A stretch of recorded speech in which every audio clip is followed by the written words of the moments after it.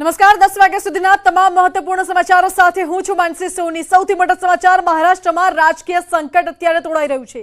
મહારાષ્ટ્રના તમામ ધારાસભ્યો ગુવાહાટી પહોંચ્યા છે અને ગુવાહાટીની હોટેલમાં ધારાસભ્યોનું રોકાણ છે। અત્યારે તો સુરત એરપોર્ટથી મોડી રાત્રે ધારાસભ્યોને ગુવાહાટી લઈ જવામાં આવ્યા છે। એકનાથ શિંદેની સાથે લગભગ 35 થી 40 ધારાસભ્યો છે અને શિંદેના મતે તેમની સાથે 45 ધારાસભ્યો છે। તો એકનાથ શિંદેએ કહ્યું છે કે મેં બળવો નથી કર્યો, બાળા સાહેબનો શિવ સૈનિક છું। એકનાથ શિંદે 2 દિવસથી સુરતની હોટેલમાં રોકાયા હતા તેમના તમામ ધારાસભ્યોની સાથે। તો ગઈકાલે મોડી રાત્રે જ તેઓ સુરત એરપોર્ટથી ગુવાહાટી જવા રવાના થયા હતા અને હાલમાં તમામ ધારાસભ્યો ગુવાહાટી પહોંચ્યા અને ગુવાહાટીની હોટેલમાં ધારાસભ્યોનું રોકાણ છે। એકનાથ શિંદેનો દાવો છે કે તેમની સાથે 46 ધારાસભ્યો છે। એક બાજુ મહારાષ્ટ્રમાં રાજકીય સંકટ તોડાઈ રહ્યું છે જેનું એપિસેન્ટર સુરત બન્યું છે ગુજરાતનું અને હવે ગુજરાતના સુરતથી આ મહારાષ્ટ્રનું જે રાજકીય સંકટ છે તે ગુવાહાટી તરફ પહોંચ્યું છે। એકનાથ શિંદેનો દાવો છે કે તેમની સાથે 46 ધારાસભ્યો છે જેમાંથી 36 શિવસેનાના અને 10 અપક્ષ ધારાસભ્યોનું સમર્થન છે। તો નારાજ એકનાથ શિંદેને મનાવવાના પ્રયાસો નિષ્ફળ ગયા છે। શિવસેનાના પ્રયાસો નિષ્ફળ રહ્યા। ગઈકાલે ઉદ્ધવ ઠાકરે અને શિંદેની વચ્ચે થઈ હતી વાતચીત। બંને વચ્ચે ફોન પર 15 મિનિટ સુધી વાતચીત થઈ જેથી એકનાથ શિંદેએ કહ્યું છે કે અમારે હિન્દુત્વ સાથે જવું જરૂરી છે। પરંતુ સૂત્રોના હવાલેથી જાણકારી પ્રાપ્ત થઈ રહી છે કે ઉદ્ધવ ઠાકરેએ શિંદે જૂથને બનાવવાના પ્રયાસો નથી કર્યા તેવું સૂત્રો પાસેથી જાણવા મળી રહ્યું છે। જો કે શિંદેનો પોતાની પાસે 46 ધારાસભ્યોનો સાથ હોવાનો દાવો છે। શિવસેનાના 36 ધારાસભ્યો અને 10 અપક્ષ ધારાસભ્યોનું સમર્થન હોવાનું એકનાથ શિંદેનો દાવો છે। સાથે જ સૂત્રો પાસેથી એવી પણ જાણકારી પ્રાપ્ત થઈ રહી છે કે શિંદે કોઈ પણ પાર્ટી સાથે નહીં જાય, સીએમ કે અન્ય કોઈ પદની લાલચ પણ નથી તેવું નિવેદન એકનાથ શિંદેએ આપ્યું છે। મહારાષ્ટ્રમાં આજે પણ બેઠકોનો ધમધમાટ રહેશે। શરદ પવાર આજે એનસીપીના એમએલએ સાથે બેઠક કરશે। તો મહારાષ્ટ્રની રાજનીતિમાં ગરમાવો આવ્યો છે। શિવસેના, કોંગ્રેસ અને એનસીપીના ગઠબંધનથી જે સરકાર બની હતી તે સરકાર પર અત્યારે સંકટ તોડાઈ રહ્યું છે કારણ કે એકનાથ શિંદે તેમના સમર્થક ધારાસભ્યોને લઈને ગુવાહાટી જતા રહ્યા છે। સૌથી પહેલા તેઓ સુરત આવ્યા હતા અને સુરત મહારાષ્ટ્રના રાજકારણનું એપિસેન્ટર બન્યું હતું, હવે ગુવાહાટી ગયું છે। તો મહારાષ્ટ્રમાં રાજકીય સંકટ અંગે મોટા સમાચાર આવી રહ્યા છે। ગુવાહાટીમાં એકનાથ શિંદે અને સમર્થકોની બેઠક શરૂ થઈ ગઈ છે। જી હા, ગુવાહાટીના રેડિસન બ્લુ હોટેલમાં ચાલી રહી છે બેઠક। સમાજવાદી પાર્ટીના ધારાસભ્ય અબુ આઝમી પણ હાલ દુબઈમાં છે। મહાવિકાસ આઘાડીનો ઘટક પક્ષ છે સમાજવાદી પાર્ટી। અબુ આઝમીએ કહ્યું છે કે જરૂર પડશે તો મુંબઈ આવીશ તેવું કહ્યું છે।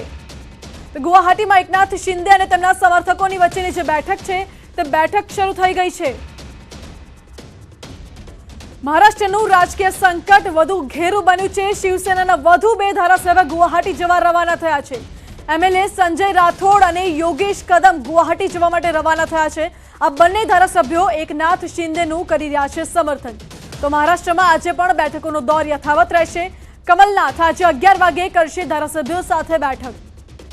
મંત્રી બાલા સાહેબ થોરાટના ઘરે આ બેઠક મળશે। એનસીપી નેતા સુપ્રિયા સુલે આજે મુંબઈમાં જ રહેશે। તો સુપ્રિયા સુલેએ આજે તમામ કાર્યક્રમ રદ કર્યા છે અને તેઓ પણ આજે મુંબઈમાં જ રહેશે।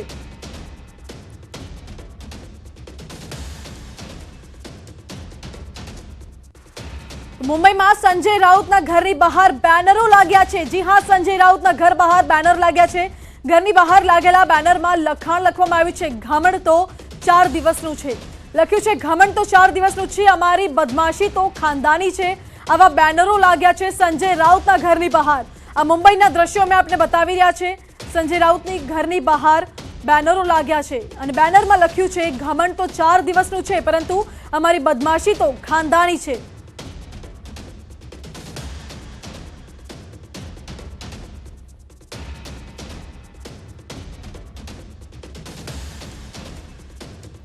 તો દ્રશ્યો અમે આપને બતાવી રહ્યા છીએ સીધા મુંબઈથી। આ દ્રશ્યો છે જ્યાં સંજય રાઉતના ઘરની બહાર બેનરો લાગ્યા છે। મુંબઈમાં રાજકારણ વધુને વધુ ઘેરું બનતું જઈ રહ્યું છે। મુંબઈના સરકાર પર સંકટ તોડાઈ રહ્યું છે અને તેવામાં સંજય રાઉતના ઘરની બહાર આ બેનર લાગ્યા છે। ઘરની બહારના બેનરમાં તસવીર પણ છે અને તેમાં બેનરમાં લખવામાં આવ્યું છે ઘમંડ તો 4 દિવસનું છે, અમારી બાદશાહી તો ખાનદાની છે। આ દ્રશ્યો અમે આપને બતાવી રહ્યા છે સંજય રાઉતના ઘરની બહારના બેનરનું।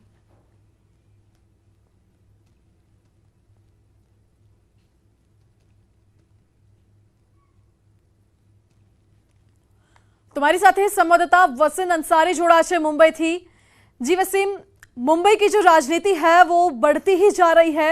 मुंबई की सरकार के ऊपर बड़ा संकट अभी लग रहा है, क्योंकि एक बाजू शिंदे अपने धारासभ्यों के साथ गुवाहाटी पहुंचे हैं, दूसरी तरफ एनसीपी का भी बैठक आज होने वाला है, और तीसरी तरफ कांग्रेस ने अपने तमाम सारे के सारे एमएलए को दिल्ली बुलाया है मीटिंग के लिए। देखिए, जिस तरह से महाराष्ट्र की राजनीति की बात करें तो आज का दिन काफ़ी अहम है, काफ़ी महत्वपूर्ण होगा, खास करके जो महाविकास आघाड़ी सरकार के जो सहयोगी दल है उनके लिए। कमलनाथ सुबह 11 बजे जो मंत्री बाला साहब थोराट हैं उनके बंगले में सारी विधायकों के साथ बैठक करेंगे। कमलनाथ मुंबई पहुंच चुके हैं, 11 बजे तक पहुंचेंगे, और उसके बाद वो सारे विधायकों से चर्चा करेंगे। कांग्रेस की जो संख्या है वो 44 है, और उनके विधायक अब भी टूटे नहीं, कांग्रेस का दावा है। जिस तरह से देखा गया था कि एमएलसी चुनाव में कांग्रेस की जो क्रॉस वोटिंग हुई थी उसे लेकर नाराजगी बाहर आ रही है, इस तरह की बातें सामने आई थी, तो इसे भी खंगालने की कोशिश की जा रही है कि कांग्रेस से कौन से ऐसे विधायक हैं जो नाराज चल रहे हैं। दूसरी तरफ एनसीपी जो एक महत्वपूर्ण भूमिका निभाती है, खास करके महाविकास आघाड़ी सरकार में, ऐसे में शरद पवार ने फिर एक बार कमान संभाल ली है, अपने विधायकों के साथ वो चर्चा कर रहे हैं। एनसीपी के जो बड़े नेता हैं वो वहाँ पहुँच रहे हैं, वाईपी चौहान में उनकी बैठक चल रही है, और जिस तरह से एक आंकड़े जो कहीं ना कहीं चौंका देने वाले हैं, जो एकनाथ शिंदे ने दावा किया है कि उनके पास 37 विधायक है, और साथ ही उनके बाद निर्दलीय विधायक है जिनकी टोटल संख्या 46 है। अगर ये 46 विधायक उनके साथ हैं तो हो सकता है सरकार को पूरी तरीके से खतरा है और ये सरकार गिर सकती है। इस तरह के अगर नंबर्स उनके साथ आते हैं और वो अपनी बातों पे अड़े रहते हैं, और कहीं ना कहीं अगर किसी भी दूसरे दल को समर्थन देते हैं, साथ अगर बीजेपी को समर्थन देते हैं, और जिस सीनरी सामने बनी हुई है उसे देखते हुए यही अंदाज़ा लगाया जा रहा है कि बीजेपी को अगर वो समर्थन दे देते हैं, इतने उनके पास विधायक हैं, तो ये सरकार खतरे में आ सकती है। लेकिन इसके लिए एक बड़ा प्रोसेस है, उसको पार करना होगा, खास करके ये सरकार को पलटने के लिए। ये अंदाज़ा लगाया जा रहा था कि आज दोपहर के बाद एकनाथ शिंदे गुवाहाटी से मुंबई आएंगे, राज्यपाल से मिलेंगे, लेकिन मैं आपको बताना चाहूँगा कि राज्यपाल को कोरोना संक्रमित हो चुके हैं, उनका इलाज अस्पताल में चल रहा है। अब तक पूरी तरीके से रिपोर्ट साबित नहीं, जो लक्षण दिखाई दे रहे थे उसी लक्षण के आधार पर उन्हें अस्पताल में भर्ती किया गया है। अगर ये कोरोना पॉजिटिव पाए जाते हैं, जो रिपोर्ट आती है, तो ये सरकार बनाने में कम से कम 7 दिन का वक्त और इंतज़ार करना पड़ सकता है। इसकी वजह ये है कि जब भी कोई कोरोना संक्रमित होता है तो 7 दिन का उन्हें क्वारंटाइन किया जाता है, और आफ्टर 7 डेज़ के बाद ही उन्हें कहीं ना कहीं रिलीफ मिलता है। तो 7 दिन तक जो राज्यपाल राजभवन से जो प्रोसेस है वो पूरा नहीं हो पाएगा, क्योंकि एक प्रोसेस होता है जब भी हम सरकार को पलटना चाहते हैं या सरकार के खिलाफ हमारी नाराज़गी है, तो जो विधायकों का दल होता है, समूह होता है, वो राज्यपाल के पास जाता है, पत्र देता है कि हमें इस सरकार पर भरोसा नहीं है। उसके बाद सरकार उद्धव ठाकरे को बुलाएगी और उनसे पूछेगी कि आपके विधायक ही आपके साथ नहीं है, तो आपको कहीं ना कहीं आपकी जो मेजोरिटी है वो साबित करना पड़ेगा। एक विशेष सत्र बुलाया जाता है, उस सत्र के बाद उन्हें अपनी मेजोरिटी साबित करनी पड़ती है। तो ये सारे प्रोसेस राजभवन से होते हैं। अभी तक फिलहाल तो जिस तरह से माहौल दिखाई दे रहा है और जो राजभवन से जानकारी मिल पा रही है, भगत सिंह कोश्यारी जो यहाँ के राज्यपाल हैं, उन्हें जो कोरोना की स्थिति सामने आती है, रिपोर्ट अगर आ जाता है, तो ये सब चीज़ों में काफ़ी डिले हो सकता है। दोपहर 1 बजे के करीब महाराष्ट्र के कैबिनेट की बैठक है। इस बैठक में सबसे पहले ये जायज़ा लिया जाएगा कि इस बैठक में कौन कौन से मंत्री शामिल हुए, खास करके शिवसेना के, और इस स्थिति का जायज़ा लिया जाएगा कि कौन कौन सी चीज़ों पे उन्हें फोकस करना है। और ये जो तीनों दलों की जो बैठक है, जो तीनों बड़े नेता हैं, खासकर शरद पवार, कमलनाथ और उद्धव ठाकरे, इनकी भी एक बैठक होने वाली है दोपहर बाद 12 बजे के बाद वो बैठक होगी। इस बैठक में कई महत्वपूर्ण निर्णय लिए जा सकते हैं कि किस तरह की स्थिति बनी हुई, कितने विधायक उनके समर्थन में हैं। अब अंदाज़ा ये लगाया जा रहा है, छोटे दल हैं जो उनके साथ थे वो उनको किस तरह से समर्थन करते हैं, क्योंकि बच्चू कडू सरकार में मंत्री थे, लेकिन वो एकनाथ शिंदे के साथ चले गए। उनके पास 3 विधायक थे, वो फोटो में साफ तौर पर दिखाई दे रहे हैं कि एकनाथ शिंदे के साथ नजर आ रहा है। तो ये 3 विधायक की कमी साफ तौर पर दिखाई देगी।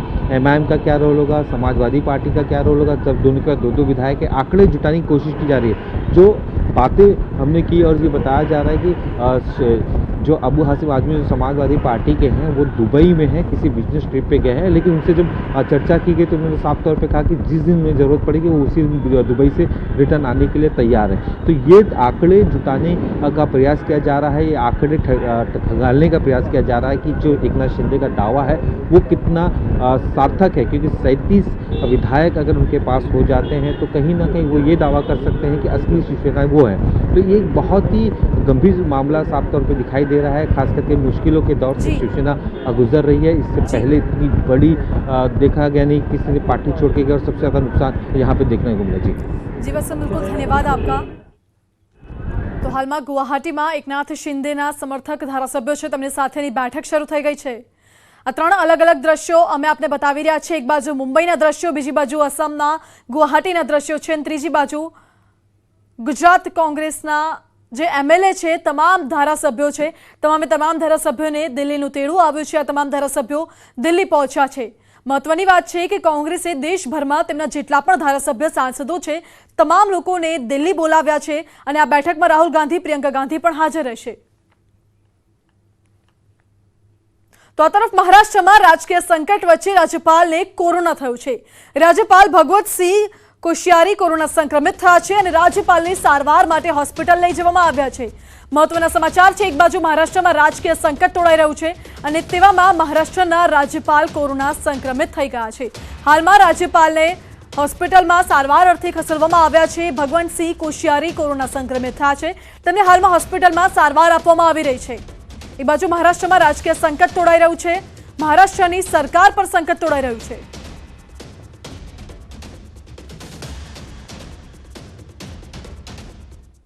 तो महाराष्ट्र कांग्रेसना मोटा भागना एमएलए दिल्ही पहोंच्या छे। गईकाले कांग्रेस हाईकमांडे आप्यो हतो आदेश, आजे पण केटलाक कांग्रेसना एमपी अने एमएलए दिल्ही पहोंचशे। दिल्हीमां कांग्रेस कार्यालय पर महत्वनी बैठक मळवा जई रही छे, जेमां राहुल गांधी, प्रियंका गांधी पण हाजर रहेशे। सवारे 10:15 वागे कांग्रेसनी बैठक शरू थशे, जेमां देशना तमाम कांग्रेस एमपी अने एमएलए ने दिल्हीनुं तेडुं आव्युं छे। तो गुजरात कांग्रेसना एमएलए पण दिल्ही जवा माटे रवाना थया छे। गुजरात कांग्रेसना एमएलएज ने पण दिल्ही जवा माटे सूचना आपवामां आवी छे। मारी साथे दिल्ली थी संवाददाता रवि जोड़ाया छे। जी रवि, देश के सारे एमएलएज को दिल्ली आने के लिए बुलावा दिया गया है। अब दिल्ली में कांग्रेस की जो मीटिंग होने वाली है, क्या लग रहा है आगे का, इस मीटिंग में किस बात पे चर्चा होगी?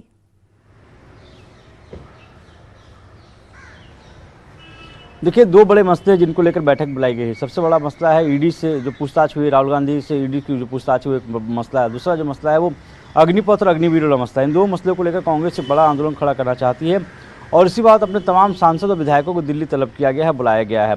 हालांकि महाराष्ट्र के हालात को देखते हुए महाराष्ट्र के जो विधायक और सांसद हैं उनको आने की छूट दी गई है कि वो यहाँ पे नहीं आए और महाराष्ट्र के सियासी हालात पर नज़र रखें, क्योंकि जो मसले हैं, जिस तरह से राहुल गांधी से 5 दिनों तक पूछताछ हुई है और करीब 50 घंटे से अधिक समय तक पूछताछ हुई है, इस मसले को लेकर कांग्रेस का अपना स्टैंड रहा है और कांग्रेस कहती रही है कि ये कहीं ना कहीं एक विंडिक्टिव अप्रोच है और इस मसले पे इसको गलत ठहरा रही थी। और इसी बाबत कल सोनिया गांधी से पूछताछ होने वाली ईडी की तरफ से, तो ऐसे में एक शक्ति प्रदर्शन के तौर पर भी देखा जा रहा है। और जो तमाम सांसद हैं, तमाम विधायक हैं कांग्रेस के, उन सबको दिल्ली बुलाया गया। करीब 10:30 बजे से बैठक शुरू होगी और आगे क्या रणनीति होगी उस पर चर्चा की जाएगी। कांग्रेस की क्या रणनीति हो सकती है, क्या सभी विधायकों को प्रदर्शन या धरना प्रदर्शन के लिए कोई रणनीति बनाई जाएगी या फिर जंतर मंतर बैठेंगे, वहाँ पर सत्याग्रह करेंगे।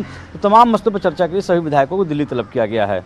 जी रवि, सभी विधायकों अभी दिल्ली पहुंच चुके हैं और महाराष्ट्र के जो एमएलएज आपने जैसे बताया उनको छूट दी गई है, पर क्या ये हो सकता है कि महाराष्ट्र में जो अभी राजकीय संकट चल रहा है उसको लेके भी इस मीटिंग में चर्चा हो?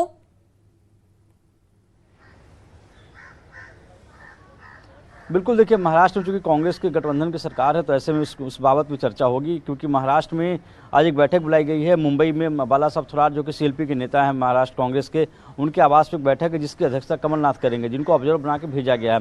तो महाराष्ट्र के सियासी हालात पर भी चर्चा होगी कि वहाँ पर गठबंधन की सरकार है और ऐसे में अगर वहाँ पर जिस तरह सभी के हालात बन रहे हैं और शिवसेना के जो विधायक एकनाथ शिंदे, उनके साथ करीब 35 से अधिक विधायक गुवाहाटी में, तो उस सियासी हालात पर नजर होगी। और साथ ही साथ जो ईडी का बड़ा मसला है, ईडी में जिस 5 दिनों तक लगातार पूछताछ हुई है राहुल गांधी से और कल सोनिया गांधी से पूछताछ के लिए बुलाया जा रहा है, तो उस मसले को लेकर है जिस तरह से कांग्रेस को दिखलाना चाहती है कि ये विंडिक्टिव अप्रोच है और कहीं कैसे बदले की भावना से कार्रवाई की जा रही है, वो एक मसला है। दूसरा जो मसला है वो मसला अग्निवीर और अग्निपथ का।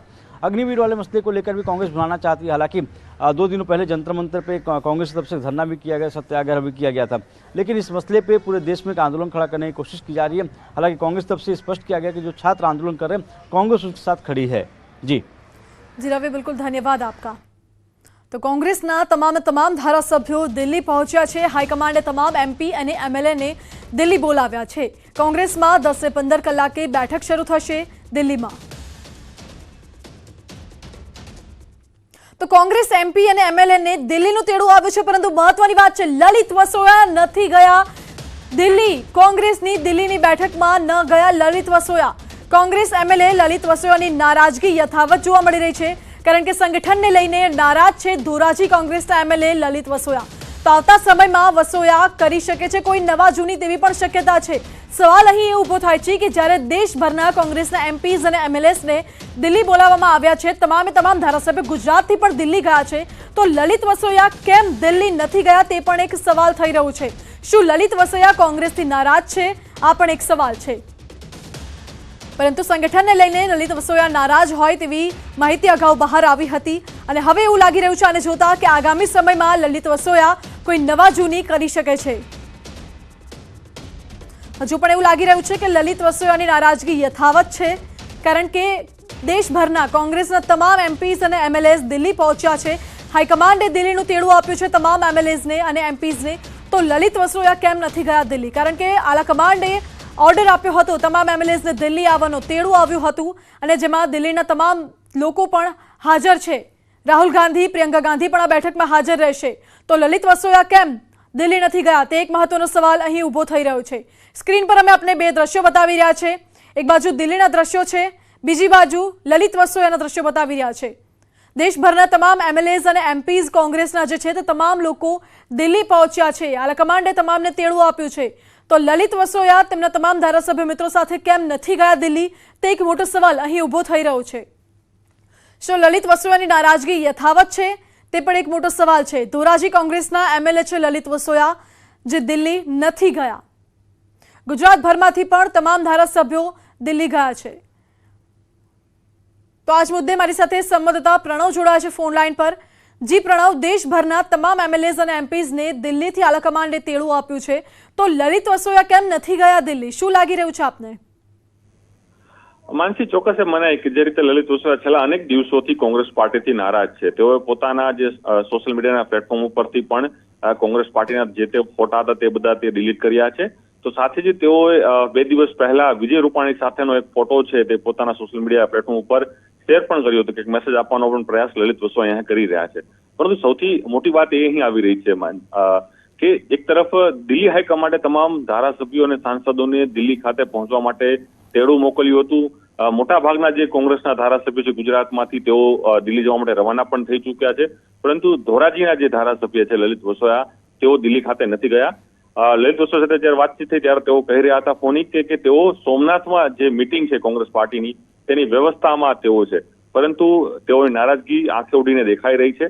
તેઓને સંગઠનમાં જે રીતે જવાબદારીઓ આપવામાં આવી છે, જે પાટીદાર સમાજને સંગઠનમાં જવાબદારી નથી મળી રહી સૌરાષ્ટ્રમાંથી, તેને લઈને તેઓ નારાજ છે. તેઓએ પ્રદેશના પ્રભારી, પ્રદેશના પ્રમુખને પણ આ સૂચન કર્યું હતું કે જે સંગઠન બનાવવામાં આવ્યું છે સૌરાષ્ટ્રને લઈને, તેની અંદર પાટીદાર સમાજના લોકોને સ્થાન નથી આપવામાં આવ્યું, તેને સ્થાન આપવામાં આવે તેને લઈને પણ તેઓ રજૂઆત કરી. તેમ છતાં પણ તેનું પરિણામ નથી આવ્યું. તે અંતર્ગત જ લલિત વસોયા પાર્ટીથી નારાજ હોય તે પ્રકારના તેના જ આધારભૂત સૂચનો માહિતી આપી રહ્યા છે. તો ચોક્કસ કંઈક નવા જૂની ચોક્કસ થશે. આગામી સમય જયારે વિધાનસભા ચૂંટણીનું આ વર્ષ માનવામાં આવી રહ્યું છે 2022, ત્યારે અનેક ધારાસભ્યો છે તે ભારતીય પાર્ટી હજુ પણ સંપર્કમાં છે, અને કોઈ પણ સમયે જે ધારાસભ્યો છે તે કોંગ્રેસ પાર્ટી છોડી પણ શકે છે. એમાં કદાચ એક લલિત વસોયા પણ હોઈ શકે છે, પરંતુ હાલ તેઓ કોંગ્રેસ પાર્ટીમાં છે. જે તેઓ પોતે કહી રહ્યા છે કે તેઓ સોમનાથ ખાતે જે કોંગ્રેસ પાર્ટીની બેઠક છે તેમાં તેઓ હાજરી આપવા માટે જઈ રહ્યા છે. પરંતુ આવનારો સમય જ ખ્યાલ આવશે કે તેઓ કોંગ્રેસ પાર્ટીમાં યથાવત રહે છે અથવા સંગઠનની જે નારાજગી છે તે દૂર થાય છે.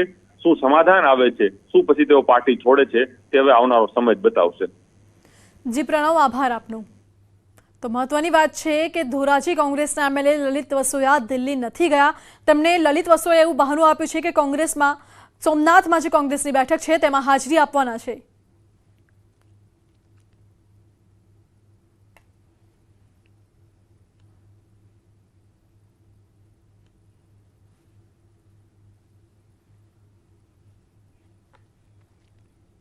તો આ તરફ અમદાવાદની સિવિલ હોસ્પિટલમાં તબીબોની હડતાલનો મામલો સામે આવ્યો છે. બોન્ડ સેવાને સિનિયર રેસિડેન્સીમાં ગણવાની માંગ કરવામાં આવી રહી છે, અને 8મા દિવસે પણ ડોક્ટરોની હડતાળ યથાવત છે. તબીબો સામે પગલાં ભરવાના આદેશ આપી દેવામાં આવ્યા છે. 24 કલાકમાં હોસ્ટેલ ખાલી કરવાનો આદેશ આપવામાં આવ્યો છે. બીજે મેડિકલ કોલેજના ડીન દ્વારા આ આદેશ કરવામાં આવ્યો છે। અંતિમ નોટિસ આપી તબીબોને ચેતવણી આપવામાં આવી છે।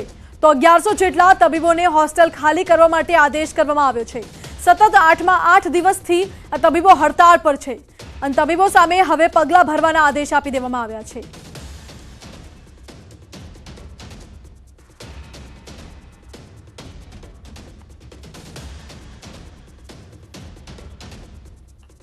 તો સિવિલમાં ડોક્ટરોની હડતાળનો આ મામલો છે। હડતાળના કારણે ઓપીડી અને ઇમરજન્સી સેવા પર અસર પડી રહી છે। વૈકલ્પિક વ્યવસ્થા કરવામાં આવી છે, તેમ છતાં પણ ઓપરેશન રદ કરવા પડી રહ્યા છે। રોજના 100 થી વધુ ઓપરેશન હતા, જે હડતાળના કારણે 50% ઓપરેશન રદ કરવા પડી રહ્યા છે। સતત છેલ્લા 8 દિવસથી તબીબો હડતાળ પર છે, જેના કારણે ઇમરજન્સી અને ઓપીડી સેવાઓને અસર પહોંચી છે। એનું સોલ્યુશન લાવવું જોઈએ। રહી વાત જેટલા ડૉક્ટર સ્ટ્રાઇક પર છે, એટલે અંદાજિત 900 ડૉક્ટર જેવા સ્ટ્રાઇક પર છે અને જે દિવસે એમને ઇમરજન્સી ડ્યુટી અને કોવિડ ડ્યુટી વિડ્રો કરી એ દિવસે જ અમે તંત્ર તરફથી વેકેશન કેન્સલ કરી અને બધા જ ફેકલ્ટીને પાછા બોલાવી લીધા। જે નોન ક્લિનિકલ ફેકલ્ટીઝ છે એમને ક્લિનિકલ સાઇડ પર પોસ્ટિંગ આપી દીધું અને એ દિવસે સેમ ડે 30 મેડિકલ ઓફિસરની માંગણી કરી અમદાવાદ જિલ્લામાંથી। પછી સ્ટ્રાઇકનો બીજો ત્રીજો દિવસ થયો ત્યારે અમે બીજા 60 મેડિકલ ઓફિસર બરોડા જિલ્લા અને ગાંધીનગર જિલ્લામાંથી માંગ્યા છે। અત્યારે કહેવા જઈશ તો 60 મેડિકલ ઓફિસર ઓલરેડી જોઈન કરી ચૂક્યા છે। એની સાથે અંદાજિત 60 અમારી પાસે નોન ક્લિનિકલ સ્ટાફ જેને ક્લિનિકલ સાઇડ પર પોસ્ટિંગ કર્યું છે અને બાકીના 30 મેડિકલ ઓફિસર આજકાલમાં આવશે। અને જોવા જઈએ તો આજ મુદ્દે મારી સાથે જોડાયા છે સંવાદદાતા વિભુ પટેલ। જી વિભુ, સિવિલમાં ડોક્ટરોની હડતાળ યથાવત છે। સતત છેલ્લા 8 દિવસથી ડોક્ટરો હડતાળ પર છે। શું માંગ છે આખરે આ ડોક્ટરોની?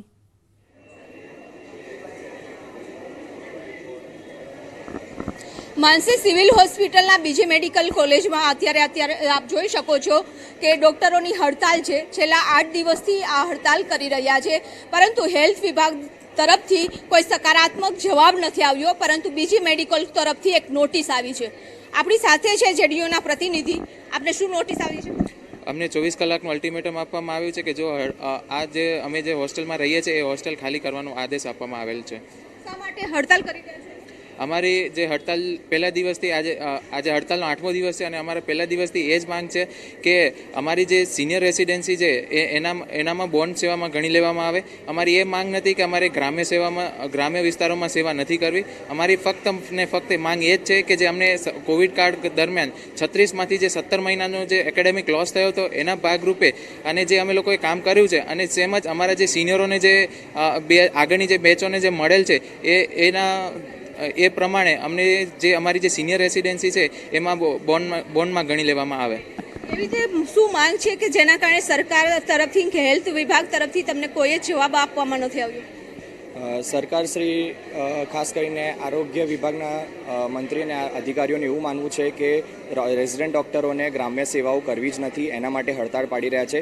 પણ હું એમનું એ બાબતે ધ્યાન દોરવા માંગીશ કે ખરેખર અમારી માંગણી એ નથી। અમારી માંગણી એ છે કે બોન્ડ સેવાઓને સિનિયર રેસિડેન્સીના કાર્યકાળની અંદર જ ગણી લેવામાં આવે, જેના કારણે અમને જે એકેડેમિક લોસ થયો છે એની ભરપાઈ રૂપે અમે સિવિલ હોસ્પિટલમાં કામ કરી શકીએ। એક સ્પેશિયાલિસ્ટ ડૉક્ટર તરીકે અમને એની અંદર શીખવા પણ મળે સિનિયર રેસિડેન્સીનું, અને સરકારની જે માંગ છે ગ્રામ્ય સેવાઓ એ પણ એમની માંગ પણ ફૂલફિલ થઈ શકે છે। 24 કલાકમાં હોસ્ટેલ ખાલી કરવા માટે નોટિસ આપવામાં આવી છે। 24 કલાકમાં તમે ખાલી નહીં કરો અથવા તો સરકાર તરફથી કોઈ જવાબ નહીં આવે તો આગળની શું રણનીતિ? એકચ્યુઅલી આ સરકાર તરફથી અલ્ટિમેટમ છે। જો કડક પગલાં લેવામાં આવશે તો આ અમારી કર્મભૂમિ છે। અમે અહીંયાથી ડૉક્ટર બન્યા છીએ, તો અમે આ જ ડીનશ્રીની ઓફિસ અને પીજી ડિરેક્ટર મેમની ઓફિસની સામે બેસી અને અમારી જે હડતાળ છે એ કન્ટિન્યુ કરીશું। હડતાલના કારણે ઓપીડી સેવા, ઇમરજન્સી સેવા, ઓપરેશન બધા ઇફેક્ટ થઈ રહ્યા છે। વૈકલ્પિક વ્યવસ્થા કરવામાં આવી છે, તેમ છતાં પણ 50% ઓપરેશનો જ રદ કરવા પડે છે।